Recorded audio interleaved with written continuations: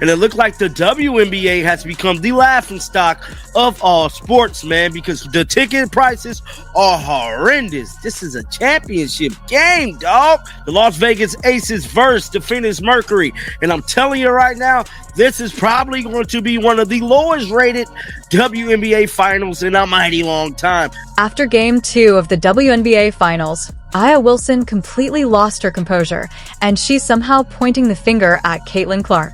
Oh, what a tangled web we weave when we choose to deceive. When are numbers not what the numbers are when you see them?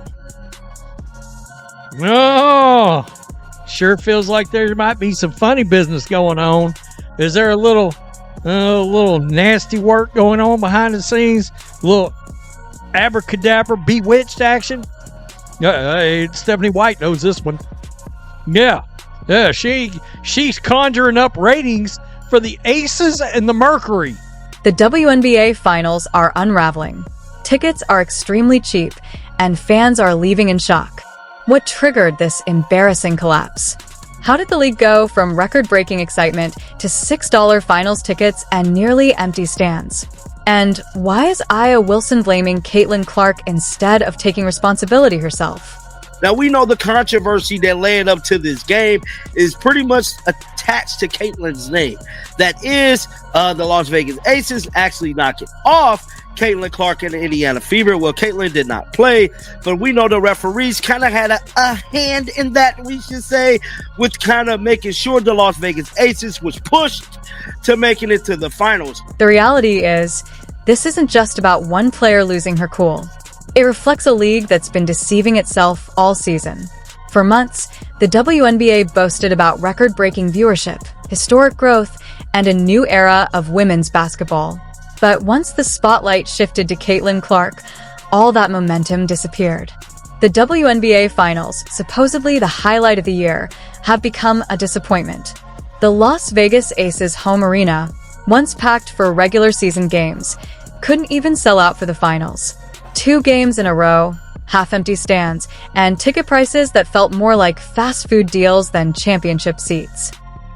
It is officially Game 3 of the WNBA Finals, and news has broke that you can get into the game for tickets as low as $10. Yeah, no. Your speakers on your laptop or your phone are working perfectly fine. You heard me loud and clear. You can get into Game 3 of the WNBA Finals for $10. This is craziness. It costs more than an In-N-Out cheeseburger with an animal fry and a small lemonade. This is wild. The WNBA is being accused of posting fake ratings for Game 1. This is madness, y'all. You could literally grab a finals ticket for $25, or even $6 if you didn't mind the upper level. Parking at some concerts costs more than that. Caitlin Clark's Nike t-shirt costs more than that. It's almost unbelievable. The same league that once made headlines with record attendance and unprecedented fan engagement is now seeing its lowest turnout in years. And Aya Wilson? She's frustrated, embarrassed, and apparently blaming Clark and her fan base for the lack of energy. But that's where the story gets twisted, because the people Wilson is blaming are the very ones who fueled the WNBA's most successful season ever. When Caitlin Clark stepped onto the court, everything changed. Ticket sales soared. Merchandise sold out overnight. Opposing teams saw sold-out arenas for the first time in years. ESPN couldn't get enough of her. The WNBA was finally in the national spotlight. And yet, instead of celebrating her, the league and many players treated her like an outsider, an invader in their territory. Jealousy, hard fouls, constant social media digs, and the commissioner's silence. All of it was noticed by the fans. They felt it. Now, the finals are here, Clark isn't playing, and the energy has vanished. The excitement is gone. Seats are empty.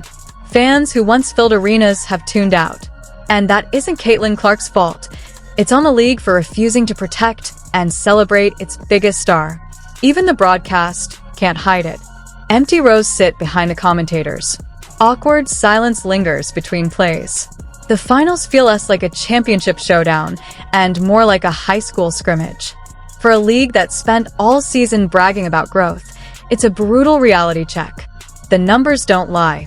Earlier this year, when Clark's Indiana Fever played the Las Vegas Aces, courtside seats sold for hundreds, even thousands of dollars. Now, in the finals, those same spots are going for under $500, and even then, they're struggling to sell. Fans are roasting the league on social media, posting ticket maps dotted with empty blue seats. This was posted here on Legion Hoops. You can watch Game 3 of the WNBA Finals for just $10 tonight. That's cheaper than ESPN's subscription to stream the game at home. You could spend more. You spend more money streaming the game at home than you do going and actually seeing it in person. This is wild. This is wild. One viral comment said, "You can buy a finals ticket for the price of a Big Mac combo." Another joked, "The silence in the arena is louder than the referee's whistle." It's funny, but also tragic, because deep down, everyone knows why it's happening. The so-called growth of the WNBA wasn't organic. It wasn't due to new marketing or better storytelling. It was the Caitlin Clark effect. She's the reason casual fans tuned in, the reason sponsors took notice, and the reason the league felt relevant again. Clark brought the spark every sport needs, a generational star with crossover appeal. And instead of protecting her, the league treated her like a problem to manage. That's the real reason this finals feels so lifeless. It's not about Las Vegas fans or ticket prices. It's about a league that alienated the very audience that made it thrive. You can't spend months mocking Clark supporters and then expect them to show up for a finals she isn't even playing in. Fans don't forget. Fans watched Caitlin Clark get targeted game after game. They saw her knocked down with no foul calls. They saw veteran players mock her competitiveness instead of respecting it. Meanwhile, Commissioner Kathy Engelbert keeps smiling through press conferences, claiming the league has never been stronger. Really?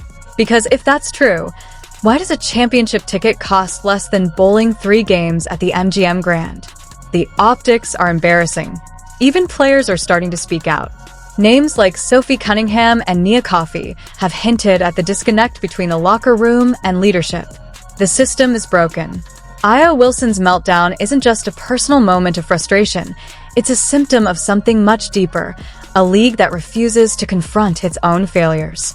The WNBA assumed the Caitlin Clark wave would last forever. They expected her momentum to carry through the postseason, even without her. But fans don't stick around for hype, they stick around for connection. And the league severed that connection the moment it decided Clark was too polarizing, too privileged, or too different to represent them. Now, they're paying the price. And that brings us back to Wilson. She's the reigning MVP, one of the most dominant players in the world. Yet her finals are being overshadowed by a crisis her own league created. Instead of celebrating her team's achievements, she's forced to defend a product collapsing under its own spin. Fans don't care about press releases, they care about authenticity. And right now, the only real star is Caitlin Clark. The WNBA built its season on her back, then sidelined her, and now the finals are falling apart. Tickets are cheap, arenas are empty, and fans have tuned out. Every shove, snub, and rivalry, from veteran criticism to body checks to Angel Reese's battles, has built Clark's legend. She shattered records, hit logo threes, and carried the league's business and buzz as a rookie. Aya Wilson may be the reigning MVP, but Clark's rise forced the league to evolve. What started as hate became respect, and every challenge only made her stronger. Clark didn't just survive the WNBA, she reshaped it.